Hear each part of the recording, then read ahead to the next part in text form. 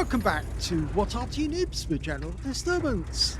This is the FV3805. It's a tier 9 British SPG. It's located on the east spawn of Malinovka, and this one is under command of Photobomber of FUN2.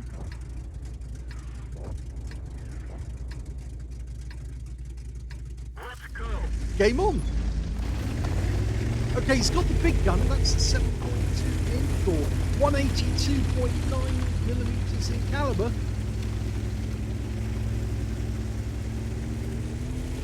And he's capable of doing 850 output, not 900.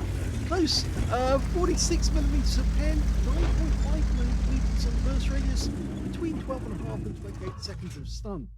He's aiming for the rock on the other side of the battlefield. Now, there's more than likely going to be somebody sitting there waiting to snipe at our guys. The first enemy tank we see is the 7032, who moves over to this spot over here. We lay a shell down on top of him. Rounds out. Bit late, but it would get some splash. Now he's changing position to avoid counter battery. Now this is an Arty that actually did, well, they did produce 2 prototypes. They just didn't put the right gun in it. In fact, they only put a 105mm in it. So I think the actual howitzer that was mounted, and eventually that was taken out, and it was used as a range vehicle for a while over at Shoeburyness, which is part on the coastline of Great Britain. It's where one of the gunnery ranges is. And that shell landed right on top of the front of the turret.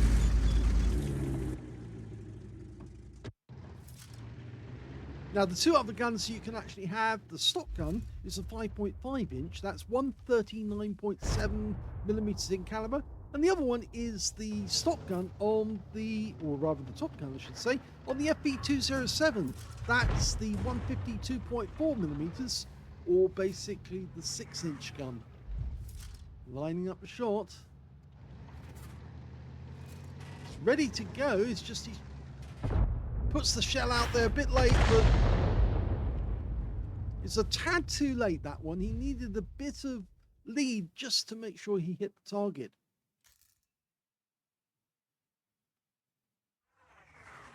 Now we can see that the enemy RT fire is coming from the right-hand side of the screen, which means they're in the forest. Meanwhile, we've got a conceiver up here.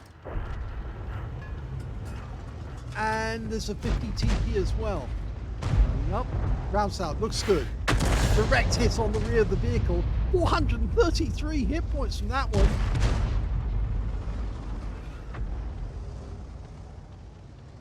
It's already setting out the next shot. Standard reload with the big gun is 38.47 seconds. You can see here his reload is 28.17. So he's not 10 seconds off the reload time. Going for it again, rounds out. Yep, he got a hit on the conceiver, and he also picked up stun assist immediately, so he's got his communications expert working, and now gets extra XP, or extra skill rather, extra percentage on his crew. Now he's just moved position just a tiny bit. And look at these enemy tanks retreat down the hill. Lining it up, rounds out. Well, that was good because he stunned both of them, but it was the E77 that took most of the damage. Of course, if you can stun them, you can actually get the stun assist as your teammates pile in. And he hasn't marked the target at all. That would certainly help tell his teammates which tank you want them to hit. The 50 TP stayed in that little ground depression to try and stop our guys from pulling down the hill. Rounds out. Landed near him, but it's got some stun. And now we've got a special event going on top of the hill, so our guys need to clear out of there quick, otherwise they might become victims.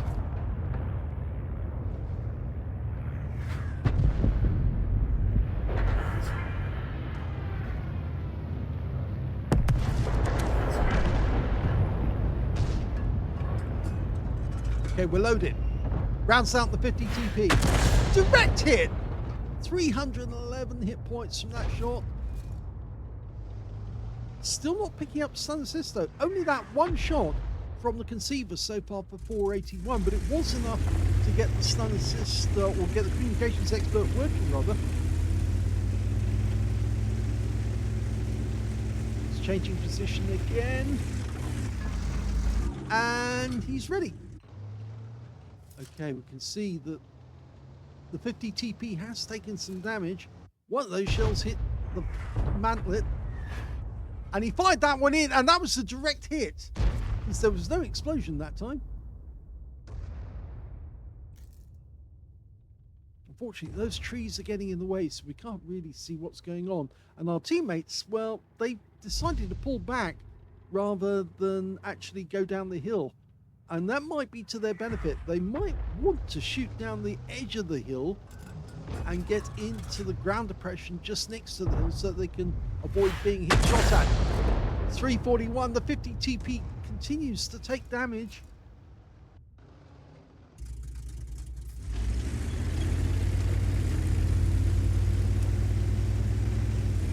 Now this Arty was going to be designed from a Centurion hull. A lot of tanks and other vehicles were being designed from Centurions, mainly because they were very reliable. 50 TP, round out, direct hit. Yes, the Heshbon and the Conway, tanks like that were being designed based on standardized hulls.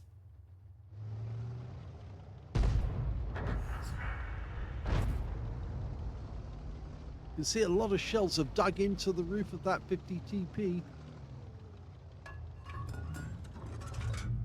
Rounds out. Direct hit again. Right on top of the roof.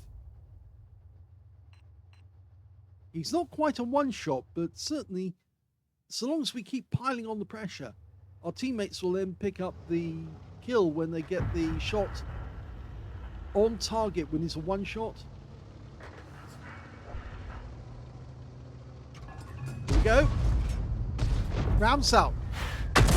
And that is a kill shot into the engine bay. That's his first kill of the game for Photobomber. Unfortunately, one of our teammates, JK Solar, in the BZ176 crashed off the edge of the cliff. And in fact, he got wiped out. I think he went a bit too far.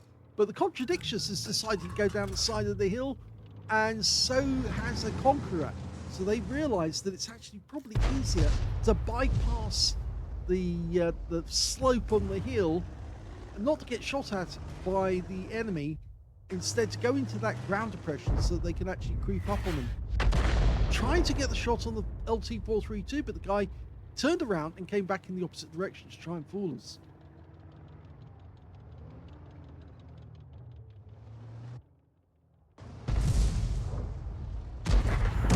And he's gone. Right, there's only 5 enemies remaining. They've lost their Arty. They're being squeezed in on that corner, and the forest on the, I'd say it's the north side of the inlet. Somewhere in there. Oh, tree goes down. So somebody's on that spot. Rounds out. Pretty good bet that one of the enemy was in there.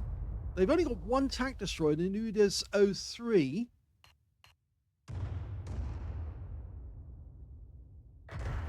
Unfortunately, we just lost the Conqueror, and he was taken out by the G-Saw tank, the medium.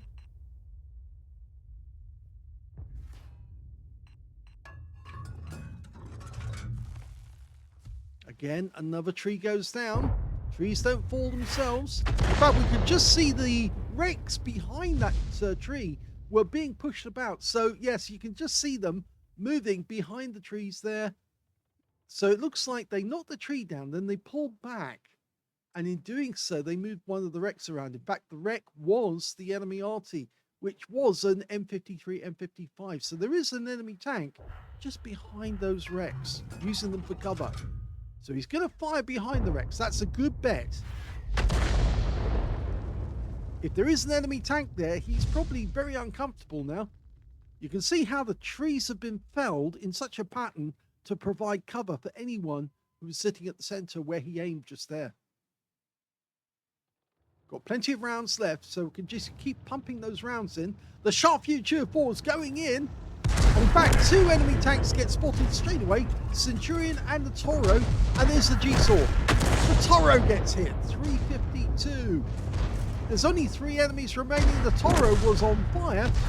Our Sharp Future 4 went down, but the Toro's gone, and that just leaves the Sharp Future 4 and the Udas, and well, there goes the Sharp, which means the Udas is the last one on the enemy team. So a lot of furious action there. Only 1 enemy remains.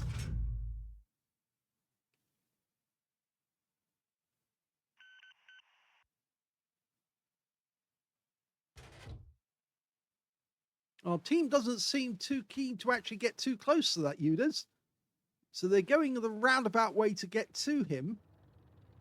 And in fact, our Cannon Jagdpanzer 105 gets wiped out.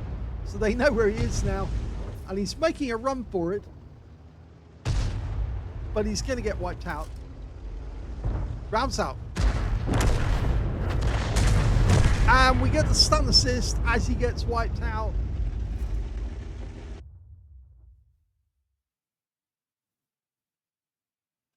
Here's the end of battle stats, and that was an ace tanker game for Photobomber of FUN2 in the FV3805. He managed to get a bruiser medal for getting at least 5 critical hits. In fact, he got 9, and he got the Gauze medal for doing more damage, exceeding 8 times the hit points of his own vehicle. And his win rate was 4,308, which is Super Unicum standard. Let's have a look at team score. Well, he got the highest damage on his team, but not the highest damage overall. The Toro on the enemy team managed 3,916 hit points. Then came Photobomber with 3,882, followed by the Leopard Prototype A, who managed 3,605. When it came to kills, we can see top scorers were the Leopard Prototype, the Sharp Future 4 on our team, and on the enemy team, it was the Udas 03 who managed 3. And we can see Photobomber only got the 1 kill. But when it came to base XP, he's in 2nd place because the Sharp Future 4 managed 1,157.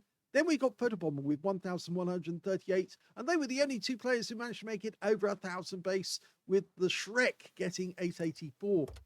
He fired only 19 rounds. That's a lot, really. Think about it.